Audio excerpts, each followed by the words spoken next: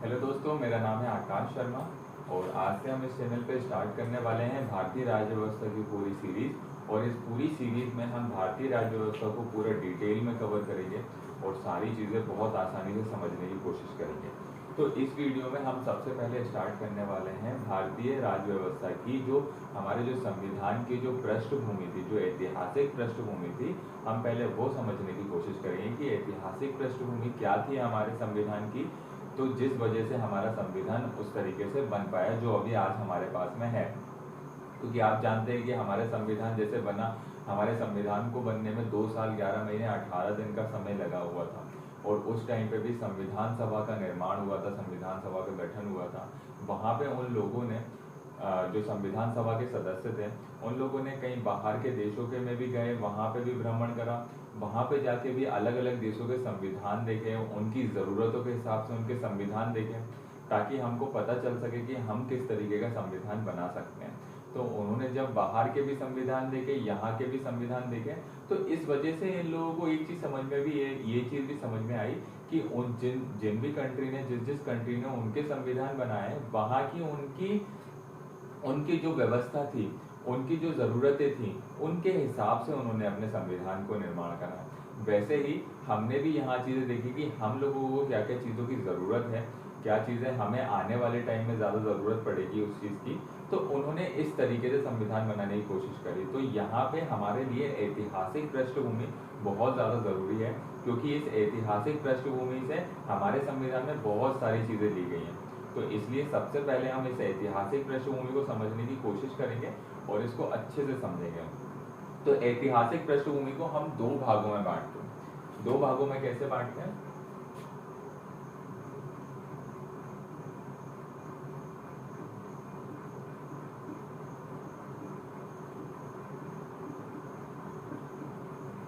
भारतीय राज्य व्यवस्था, अब ये ऐतिहासिक जो पृष्ठभूमि है,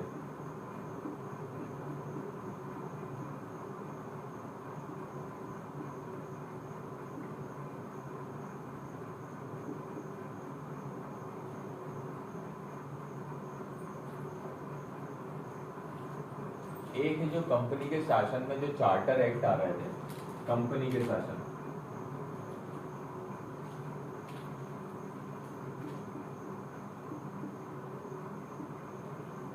और एक है ब्रिटिश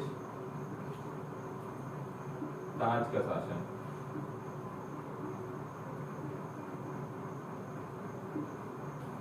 एक है कंपनी का शासन, एक है ब्रिटिश ताज का शासन।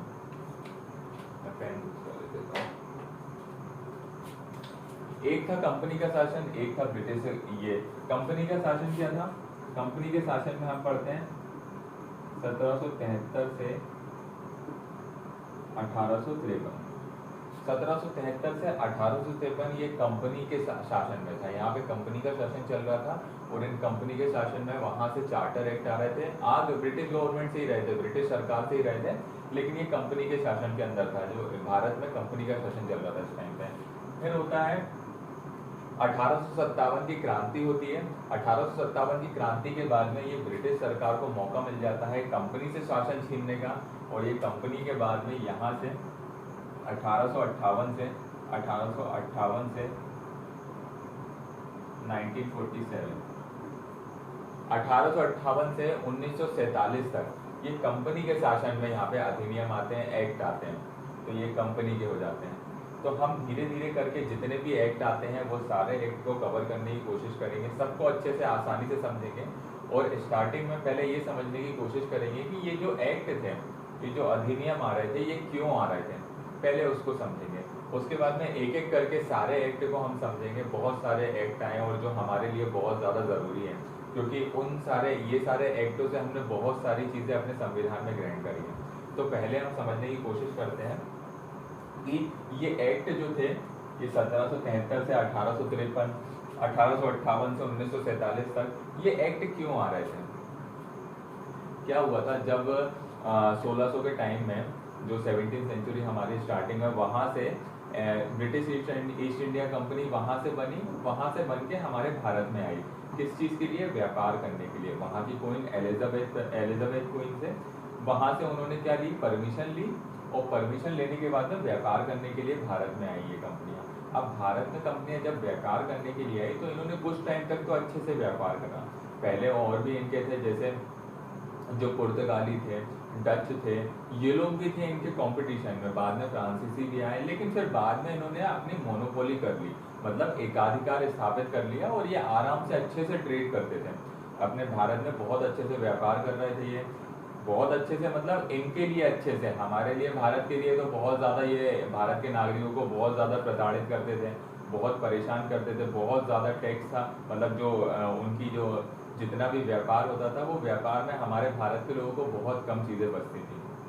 तो ये सारी चीज़ें ना कंपनी तो बहुत अच्छे से व्यापार कर रही थी। लेकिन क्या हुआ कि 1757 में, जैसा कि हम जानते हैं कि प्लासी का युद्ध हुआ, और प्लासी के युद्ध के बाद में इनकी जो है कंपनी की, ईस्ट इंडिया कंपनी की बहुत बड़ी राजनीतिक जीत हुई। वहाँ पे इनका ब्रिटिश का कोई लेना देना नहीं था, ब्रिटिश का कोई लेना देना नहीं था, मतलब ब्रिटिश सरकार का कोई लेना देना नहीं था, लेकिन कंपनी ने खुद ने ही एक राजनीतिक बहुत बड़ी जीत हासिल कर ली। और 1757 की जीत को बहुत बड़ी जीत इनकी राजनीतिक कहा जाता है। उसके बाद में इन्होंने 1765 में बक्सर का युद्ध भी लड़ा, और बक्सर का युद्ध लड़ने के बाद में इनके पास में क्या, इनके पास में राजस्व और दीवानी के अधिकार मिल गए।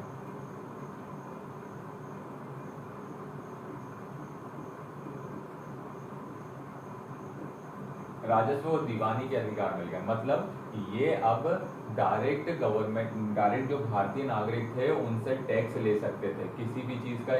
जो ये टैक्स लगाते थे इनको वो अधिकार मिल गए टैक्स लेने के डायरेक्ट। और इन्होंने क्या करा, जो जितना भी मतलब शासन था, प्रशासन के काम जितने भी थे, वो इनके नवाबों को दे दिए। मतलब जैसे बंगाल के नवाब थे, अवध के नवाब थे, इनके कब्जे में ये दो चीज़ थी, बंगाल के और अवध के नवाब। तो बंगाल में भी बिहार उड़ीसा भी आता था, और ये जो ऊपर की जो चीज़ें, जैसे अवध है, अवध में पूरा हिस्सा आता था, उत्तर प्रदेश वाला हिस्सा, ये सारी चीज़ें, ये सब आता था उसमें। बंगाल और बिहार दोनों के अंतर्गत आता था अवध के शासन के। अब इन दोनों के पास में क्या चीज़ हो गई कि इनको राजस्व और दीवानी के अधिकार थे, ये खुद से अब इतना राजस्व और दीवानी के अधिकार ले लिए थे इनने मुगल बादशाह से, कि अब ये चीज़ जो है यहाँ पे इस जगह की, इस प्रांत की जो राजस्व और दीवानी है ये हम वसूलेंगे। तो ये लोग वसूलने लगे थे राजस्व और दीवानी। और इन्होंने क्या करा था, जो प्रशासन का कार्य था, वो प्रशासन का कार्य किनको दे दिया था? नवाबों को दे दिया था। जैसे बंगाल के नवाब को, अवध के नवाब को इनके प्रशासन का और सैन्य मामलों का काम भी कुछ कुछ इनको दे दिया था। प्रशासन का पूरा काम उन्हीं के पास में था कि आप प्रशासन संभालोगे, हम राजस्व और दीवानी वसूलेंगे। तो इन्होंने इसके बाद में क्या करा कि जब इन्होंने राजस्व वसूलना चालू करा, ये तो खूब टैक्स ले लेते थे भारतीय नागरिकों से, इन्होंने जमकर टैक्स लिया। इसके बाद में क्या चीज़ हुई कि जो बंगाल के जो नवाब थे, उनको जो प्रशासनिक कार्य उनके पास में था, तो प्रशासनिक कार्य कुछ भी करने के लिए उनके पास में कोई पैसा बचता ही नहीं था, क्योंकि ये जो लोग थे ये पूरा टैक्स ले आते थे, पूरा राजस्व, सारी चीज़ें ले जाते थे, लेकिन बंगाल के पास में कुछ नहीं बचता। मतलब जो नवाब थे उनके पास में कुछ भी नहीं बचता था। तो वो उस तरीके से जो प्रशासनिक कार्य उनको करने थे वो नहीं कर पाते थे कभी। तो भारतीय नागरिकों को उनकी प्रशासनिक ज़रूरत है, जो चीज़ें उनको व्यवस्थित मिलनी चाहिए, वो सारी चीज़ें कुछ भी नहीं मिलती थी, और ये लोग पूरा टैक्स तो ले ही जाते थे। तो इस तरीके से जो प्रशासनिक कार्य थी उसमें बहुत ज़्यादा दिक्कतें आने लगी, क्योंकि टैक्स ये पूरा ले जाते थे और प्रशासनिक कार्य के लिए उनके पास में कोई पैसा नहीं था। तो ये दिक्कत एक बहुत बड़ी उनके पास में आई। उसके बाद में क्या हुआ, जब कंपनी ने ये दोनों जो युद्ध लड़े, जैसा मैंने बताया कि 1757 का प्लासी का युद्ध, 1757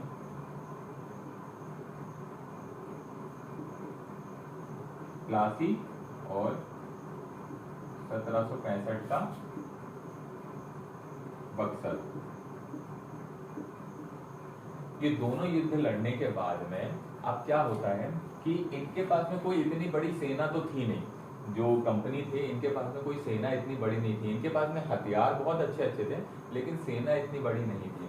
इसीलिए जो दोनों जीतों को कहा जाता है ना राजनीतिक बहुत बड़ी जीत, इसलिए कहा जाता है क्योंकि बिना बहुत कम सेना होने के बाद भी इन लोगों ने बंगाल और अवध के नवाबों को हरा दिया था। तो इसलिए इनको बहुत बड़ी राजनीतिक जीत कहा जाता है ये दो जीतों को। इसलिए इस युद्ध में इनके पास में जैसे सेना नहीं थी, लेकिन इन लोगों को क्या हुआ, नुकसान बहुत ज्यादा। इन लोगों को, कंपनी को बहुत ज़्यादा नुकसान हुआ। और इसके साथ में क्या होता था कि ये जो कंपनी के लोग थे, ये कंपनी के जितने भी ऑफिसर्स लोग थे, मतलब जो इनके यहाँ के अधिकारी लोग होते थे कंपनी के, ये लोग क्या करते थे, मैं आपको एक चीज़ बताता हूँ कि कंपनी जब बनी थी, मैंने आपको बताया कि 1600 के टाइम पे, 1700 की ईस्वी के प्रारंभ में ये कंपनी बनी थी, 17वीं सेंचुरी के प्रारंभ में ये कंपनी बनी थी। और उसमें क्या हुआ था कि कंपनी जब बन के आ रही थी तो वहाँ से इनको क्या चीज़ें मिली कि भैया हम आपको सैलरी, जो इनके अधिकारी, इनको आपको सैलरी तो बहुत कम दे पाएंगे क्योंकि अभी व्यापार करना चालू करा है तो सैलरी तो बहुत कम दे पाएंगे, लेकिन उन्होंने क्या करा कि एक छूट दे दी इनको, क्योंकि कोई भी करेगा कहीं पे भी आएगा तो उसकी सैलरी अच्छी होनी चाहिए, उनका वेतन अच्छा मिलना चाहिए, तभी ये लोग आके नौकरी करते हैं। लेकिन इन्होंने यहाँ पे क्या चीज़ करी कि इन लोगों ने सैलरी का तो कम बोला कि हम सैलरी इतनी नहीं दे सकते आपको, आपका वेतन इतना ज़्यादा नहीं दे सकते, लेकिन इन्होंने एक छूट दे दी। क्या दे दी कि कंपनी के जितने भी ऑफिसर थे उनको निजी व्यापार करने की, निजी व्यापार करने की छूट दे दी। मतलब कि कंपनी के जितने भी जो ऑफिसर्स हैं, अधिकारी हैं, वो अपने खुद के लिए व्यापार कर सकते हैं, मतलब अपना खुद का व्यापार वो आराम से कर सकते थे। तो इस वजह से क्या हुआ कि इन लोगों ने, कंपनी के जितने भी अधिकारी थे, उन्होंने अपनी जेबें भरना चालू कर दी। ये खुद के निजी व्यापार में बहुत ज्यादा ध्यान देते थे और कंपनी के व्यापार में बहुत कम ध्यान देते थे। तो इस चीज से इनका भ्रष्टाचार ही बढ़ गया। अब जो जितने ऑफिसर थे, जितने अधिकारी थे, इन लोगों के पास में तो खूब पैसा आया, इन लोगों ने बहुत पैसा कमाना चालू कर दिया, इन लोगों के पास में बहुत पैसा था। इतना पैसा आया कि जो ब्रिटिश थी, ब्रिटिश की संसद में जाके ये अपने लिए सीटें खरीद लेते थे, मतलब ब्रिटिश की संसद में सीटें खरीद लेते थे, इतना पैसा था इनके पास में। ये वहां पे, इनके कई अधिकारी वहां पे जाके सीटें खरीद के आराम से वहां पे बैठे भी थे, उन्होंने वहां पे जाके संसद में पार्टिसिपेट भी किया। और कई जो लोग थे, मतलब संसद के जो लोग थे, उन लोगों को ये नेता जो थे, उन लोगों को, मतलब वो नेता को ये लोग पैसा खूब खिला देते थे ताकि इनके पक्ष में जितनी भी चीजें हो, इनके पक्ष में हो, क्योंकि थे तो ये ब्रिटिश के ही, ब्रिटेन के ही लोग थे, तो वहां से उनके संसद को मनाना इनके लिए बहुत वो जरूरी था, तो इसलिए उनको खूब पैसा देते थे, बहुत भर भर के इनको पैसा दिया जाता था। तो और ये क्योंकि इनके निजी व्यापार करते थे तो इनके पास में खूब पैसा था, तो भ्रष्टाचार खूब करते थे ताकि हमको यहाँ पे मोनोपोली मिली रहे, एकाधिकार मिला रहे और हम यहाँ पे बहुत आराम से व्यापार करते रहे। तो ये चीजें इनके पास में बहुत सारी थी। इसके बाद में क्या हुआ, जब ये खुद के व्यापार करते थे तो कंपनी को बहुत ज्यादा नुकसान होने लगा। अब कंपनी को नुकसान भी हो रहा था और इसके साथ में क्या चीज हुई कि 1768 में, यहाँ लिखता हूँ, 1768 से लेके 1772 और 73 तक यहाँ पे क्या हुआ था, बंगाल में अकाल सा पड़ने लगा था। तो उस कारण भी कोई, मतलब जितनी भी उत्पादन होता था वो इतनी चीजें नहीं हो पाई और कंपनी को उस पर भी बहुत ज्यादा नुकसान होने लगा। तो क्या क्या महत्वपूर्ण, मतलब जो कुछ कारण थे कि क्या क्या चीजें हुई थी, एक तो ये हुआ था कि इनको युद्ध में बहुत ज्यादा नुकसान हुआ था, जीत तो गए थे लेकिन नुकसान बहुत ज्यादा हुआ था। तो उस कारण की वजह से क्या हुआ, कंपनी को नुकसान हो रहा था, कंपनी के पास में पैसा कम हो रहा था। दूसरी चीज क्या थी, इनके निजी व्यापार की वजह से कंपनी को बहुत ज्यादा नुकसान हो रहा था, इनके पास में पैसा नहीं आ पा रहा था कंपनी के। और तीसरी चीज क्या थी, अकाल भी पड़ा था वहां पे, तो कंपनी को उससे भी बहुत ज्यादा नुकसान हो रहा था। तो इन नुकसानों की वजह से कंपनी, जो एक टाइम पे ब्रिटिश गवर्नमेंट में बहुत ज्यादा पैसा देती थी वहां पे जाके, उसको एक टाइम ऐसा आ गया कि इसको लोन लेना पड़ा, किससे, ब्रिटिश गवर्नमेंट से, ब्रिटिश सरकार से इसको लोन लेना पड़ा कंपनी को यहाँ पे शासन चलाने के लिए। मतलब क्योंकि इन लोगों ने क्या करा था, यहाँ पे ये जो चीज हुई थी ना, तो ये जो बंगाल के नवाब थे वो प्रशासनिक कार्य एक सिर्फ औपचारिक तौर पर कर रहे थे। वो किसने बनाया था, कंपनी के अधिकारियों ने बनाया था उनको, कंपनी ने ही उनको बनाया था। तो मेन जो चीज थी, पूरी पावर किनके पास में थी, वो कंपनी के पास में थी। तो कंपनी के पास में जब पूरी पावर थी तो इन लोगों के ने ना उस चीज को संभालने के लिए वहां से इनको लोन लेना पड़ा कंपनी को। अब कंपनी को लोन लेना पड़ा तो ब्रिटिश गवर्नमेंट भी चालाक, उसको वहां पे ये चीज समझ में आ गई कि ये कंपनी को हमने वहां पे तो पहुंचाया है, लेकिन अब ये क्या कर रही है, अब कंपनी वहां पे प्रशासनिक कार्य इन्होंने चालू कर दिया, इन्होंने राजनीतिक कार्य वहां पे चालू कर दिया, अब इन्होंने भारत को जीतना चालू कर दिया। तो इन चीज से क्या, कंपनी को भी एक डर था कि कहीं ना कहीं भारत एक बहुत बड़ी जनसंख्या वाला क्षेत्र है और बहुत बड़ी पावर थी भारत। तो उसके बाद में क्या चीज हुई कि कंपनी को भी लगने लगा कि कहीं ये इतने ज्यादा पावरफुल ना हो जाए कि हम पे ही राज करने लगे। या फिर इनकी ज्यादा इतनी ज्यादा सेना ना बना दे कि हम पे ही करने लगे। तो इनको रेगुलेट करने के लिए या फिर इनको अपने लगाम में रखने के लिए कंपनी ने क्या करा कि कंपनी ने बोला कि हम आपको लोन तो देंगे, लेकिन लोन के साथ में हमारी कुछ शर्तें भी रहेंगी, और उस शर्तों के साथ में उन्होंने ये चीज बोली कि आप राजस्व दीवानी आप वसूलिए, आपको कमर्शियल जितनी जो ट्रेडिंग है वो आप ट्रेडिंग करिए, व्यापार जो है वो आप अच्छे से करिए, लेकिन प्रशासनिक कार्यों के लिए अब हमारी अनुमति लेना बहुत ज्यादा जरूरी है। तो उनकी अनुमति लेने के लिए इनको बाध्य कर दिया, इस शर्त पे उन्होंने लोन दिया। अब लोन में क्या क्या चीजें हुई थी, अब मैं आपको वो चीज बता देता हूँ कि लोन देने के साथ में जो शर्तें इन्होंने रखी, उसके साथ में फिर इन्होंने क्या करा कि हम एक रेगुलेटिंग एक्ट पास करते हैं, उस रेगुलेटिंग एक्ट के हिसाब से आप क्या करोगे, अब अपने जो प्रशासन है वहां का वो प्रशासन चलाओगे। तो हम देखते हैं अब इसके पहले रेगुलेटिंग एक्ट।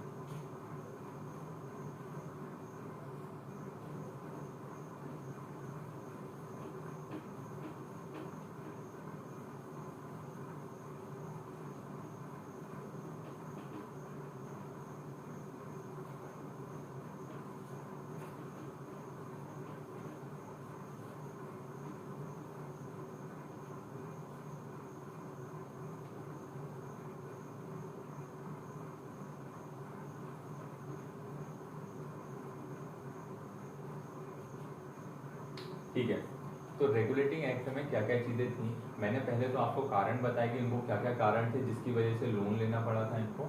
अब रेगुलेटिंग एक्ट में कंपनी ने क्या करा, 1773 में एक रेगुलेटिंग एक्ट पास करा, 1773।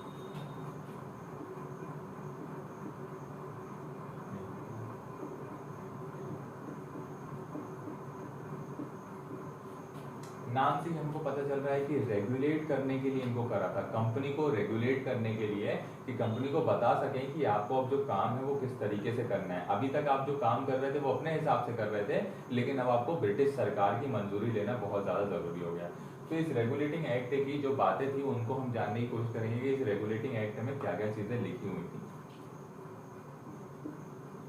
तो इस रेगुलेटिंग एक्ट में सबसे पहली जो चीज थी ना, कि इन्होंने क्या करा था उस टाइम पे, जब ये 1773 में रेगुलेटिंग एक्ट आया था, उस टाइम पे क्या था, तीन बड़ी प्रेसिडेंसियां थी, एक बम्बई प्रेसिडेंसी थी, एक मद्रास प्रेसिडेंसी थी, और एक बंगाल प्रेसिडेंसी थी। ये तीन बड़ी प्रेसिडेंसियां थी, लेकिन इनका जितना भी काम चलता है, इन्होंने जो राजनीतिक जीत हासिल करी थी वो कहाँ करी थी, बंगाल में करी थी। तो बंगाल का जो क्षेत्र था इनके लिए बहुत ज्यादा जरूरी था। तो बंगाल के क्षेत्र में पहले इनके पास में क्या था, तीनों जो प्रेसिडेंसी थी वो एक दूसरे के समकालीन थी, मतलब पैरेलल थी, और किसी पे किसी का वो नहीं था, मतलब किसी पे किसी का आधिपत्य नहीं था। दो तीनों इंडिपेंडेंट थी, तीनों अपने हिसाब से रूल करती थी, वहां पे अपने हिसाब से व्यापार करती थी, सारी डिसीजन अपने लेते थे। लेकिन इस एक्ट के तहत इन्होंने क्या करा, जो बंबई और मद्रास की प्रेसिडेंसी थी,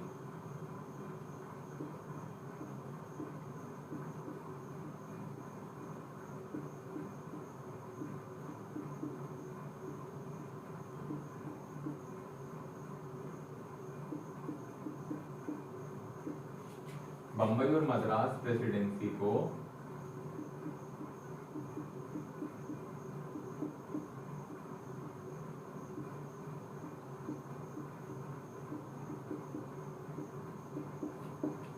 बंगाल के अधीन कर दिया। बंबई और मद्रास जो प्रेसिडेंसी थी, अब ये जो पहले जो इंडिपेंडेंट थी, अब क्या हो गई, ये स्वतंत्र थी पहले, अब क्या हो गई, बंगाल प्रेसिडेंसी के अंदर हो गई। मतलब इनको बंगाल के अंदर में आपको काम करना, आप कुछ भी चीजें करोगे आपको बंगाल प्रेसिडेंसी को सूचित करना होगा, उनको बताना होगा, उनकी परमिशन लेनी होगी। दूसरी चीज क्या करी इन्होंने, जो बंगाल, अब जैसे इन्होंने बंगाल की प्रेसिडेंसी बंगाल के अंदर में तो कर दी, अब बंगाल प्रेसिडेंसी क्या हो गई, बड़ी हो गई। तो पहले क्या थे, गवर्नर्स कहलाते थे, मतलब इन प्रेसिडेंसियों के जो प्रमुख थे वो क्या कहलाते थे, गवर्नर्स कहलाते थे। अब क्या हुआ, इन्होंने बंगाल के गवर्नर पद को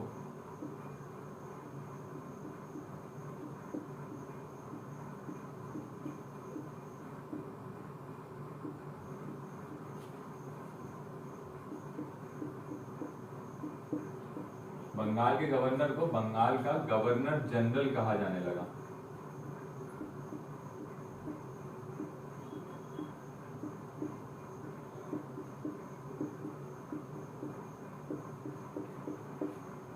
क्या हो गया, बंगाल के गवर्नर को बंगाल का गवर्नर जनरल कहा जाने लगा। क्यों कहा जाने लगा, क्योंकि अब ये जो चीज थी ना कि बम्बई और मद्रास प्रेसिडेंसी भी बंगाल के अंदर आ गई थी, तो ये क्या होगा, ये बड़े पद का हो गया। तो इन लोगों को क्या कहा जाने लगा, बंगाल का गवर्नर जनरल कहा जाने लगा। अब इनके जो पद थे वो गवर्नर जनरल होगा। एक चीज लिख लीजिए कि जो पहले गवर्नर जनरल थे, पहले ये गवर्नर जनरल जी पहले कौन थे, Warren Hasting.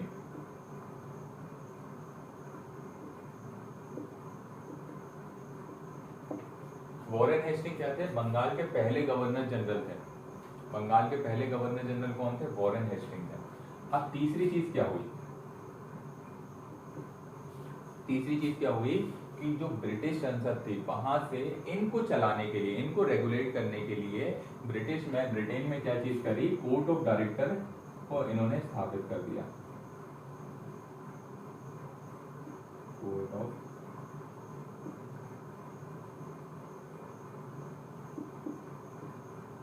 Court of director.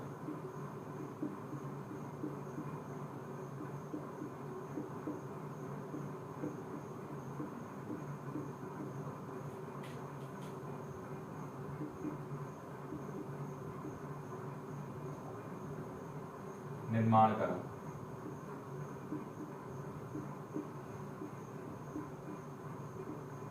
Court of director का निर्माण करा। और ये कोर्ट ऑफ डायरेक्टर के सदस्य में, इसमें कितने सदस्य होते थे, 24 मेंबर होते थे। इसमें 24 सदस्यों की ये एक कमेटी थी जो इनके लिए जितनी भी चीजें थी वो ये बनाने का काम करते थे। वहां से ये पहुंचाते थे कि आपको इस तरीके से प्रशासन करना है, इस तरीके से बता, ये सारी चीजें इनको बताते थे कि आपको इस तरीके से यहाँ पे प्रशासन करना है, ऐसे ऐसे काम करना है।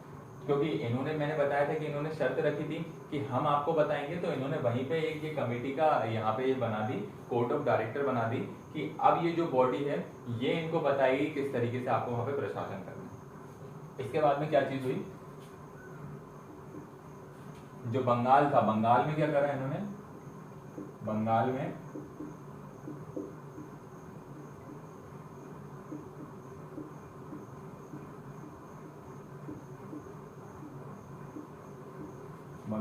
उच्चतम न्यायालय की स्थापना करी।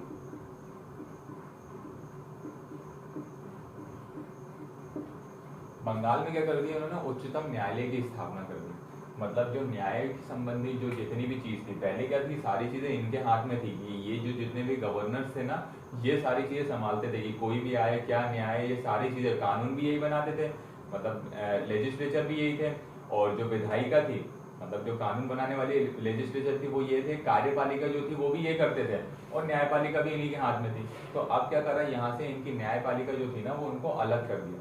तो मतलब न्याय के काम जो करने लगे ना, वो क्या होगा, उच्चतम एक न्यायालय की, सुप्रीम कोर्ट की यहाँ पे स्थापना कर दी बंगाल में। और जो पहली मुख्य न्यायाधीश इनकी थी,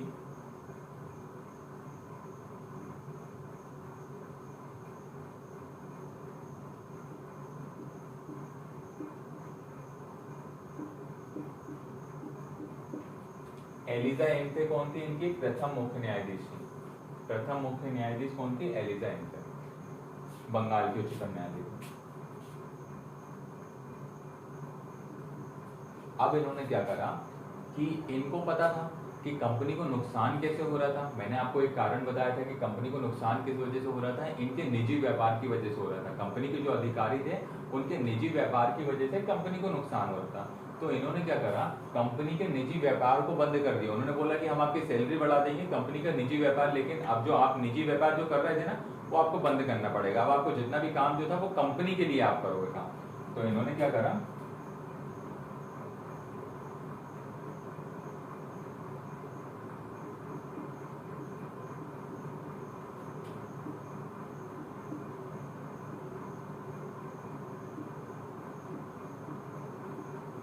अधिकारी के निजी व्यापार और ये क्या करते थे, राजा महाराजाओं से बहुत ज़्यादा उपहार लेते थे, मतलब लोगों से, कोई व्यापारी संगठन रहता था या कोई व्यापारी वर्ग रहता था, कोई बड़े बड़े जो व्यापारी वहाँ पे रहते थे, उन लोगों से भी बहुत ज़्यादा उपहार लेते थे कि हम उपहार लेके कुछ कुछ काम करवा देते थे, उनको ईजी करवा देते थे, आसानी से काम करवा देते थे, तो ये उपहार ही बहुत देते थे। मतलब उस टाइम का जो उपहार होता था ना, वो ऐसे छोटे मोटे गिफ्ट नहीं होते थे, उस टाइम का उपहार होता था कि इनको ज़मीनें मिल जाती थी, ज़मीनें दे दिया करते थे। तो ये ज़मीनों की वजह से इनके पास में बहुत ज़्यादा पैसा आ जाता था। तो इसीलिए यहाँ पे क्या करा, यहाँ ब्रिटिश सरकार ने इनके निजी व्यापार और लोगों से उपहार लेने के लिए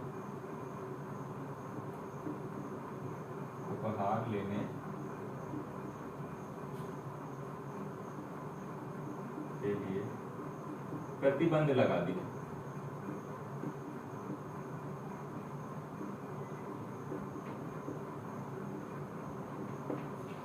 अब ये निजी व्यापार भी नहीं कर सकते और भारतीय नागरिकों से या भारतीय राजा महाराजाओं से कोई उपहार भी नहीं ले सकते, तो इनके पास में ये प्रतिबंध भी लग गया। अब क्या होगा, अब ये जितना भी काम करेंगे वो कंपनी के व्यापार के लिए करेंगे, तो इनके पास में ये चीज हो गई। और एक चीज थी कि अब जो भी चीज होगी, जितने भी मामले होंगे, मतलब कि कंपनी के जो भारत के जो नागरिक हैं, भारत के नागरिक भारत के राजस्व और जो भारत के सैन्य मामले हैं,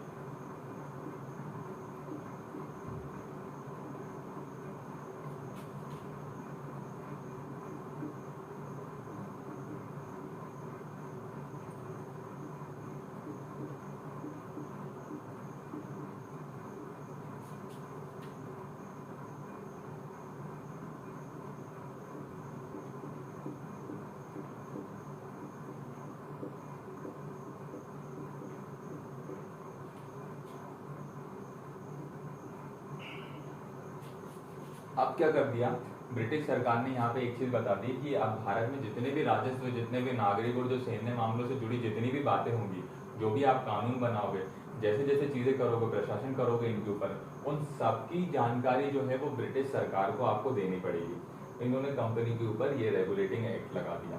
रेगुलेटिंग एक्ट में क्या क्या चीजें हुई कि बम्बई और मद्रास की प्रेसिडेंसी को बंगाल के अधीन कर दिया। अब बंगाल के गवर्नर को क्या बना दिया, गवर्नर जनरल कहा जाने लगा। इसके साथ में कोर्ट ऑफ डायरेक्टर का निर्माण हुआ, जिसकी सदस्य संख्या कितनी थी, 24 थी। और बंगाल में उच्चतम न्यायालय की स्थापना करनी, उच्चतम न्यायालय की स्थापना करनी। और पहला जो मुख्य न्यायाधीश कौन थी, एलिजाबेथ, इनकी पहली मुख्य न्यायाधीश थी। इसके बाद में क्या करा इन्होंने, अधिकारी के निजी व्यापार के लिए, जिस चीज से मतलब कंपनी को नुकसान हो रहा था, उन लोगों के लिए अधिकारियों को निजी व्यापार और उपहार लेने के लिए प्रतिबंध लगा दिया। इसके बाद में जितने भी जो भी मामले होंगे, नागरिक, राजस्व, सैन्य मामलों से रिलेटेड जितनी भी जानकारी होंगी, उनको क्या कर दिया, ब्रिटिश सरकार को देना जरूरी कर दिया। तो ये सारी चीजें हुई थी रेगुलेट करने के लिए, रेगुलेटिंग एक्ट पास करा था वहां से। तो ये सारी चीजें उन्होंने इसमें बताई रेगुलेटिंग एक्ट में। आज की इस वीडियो में इस रेगुलेटिंग एक्ट को हमने डिस्कस करा। अगली इस वीडियो में हम इस रेगुलेटिंग एक्ट से क्या दिक्कतें हुई, क्या परेशानियां आई, वो चीज को समझेंगे। और फिर 1781 का एक्ट ऑफ सेटलमेंट, मतलब इस एक्ट के लिए जो दिक्कतें आई उनको सुधारने के लिए जो एक्ट आया, क्योंकि ये पहला एक्ट आया था भारत में प्रशासन चलाने के लिए, तो इस प्रशासन में चलाने में क्या दिक्कतें आई उसको सुधारने के लिए एक्ट ऑफ सेटलमेंट लाया गया 1781 में, हम वो जानेंगे। और उसके बाद में 1784 का पिट्स इंडिया एक्ट जानेंगे कि उस एक्ट में क्या क्या चीजें हैं। तो आज की इस वीडियो में इतना ही। अच्छा लगा तो लाइक सब्सक्राइब एंड शेयर जरूर कर दीजिएगा।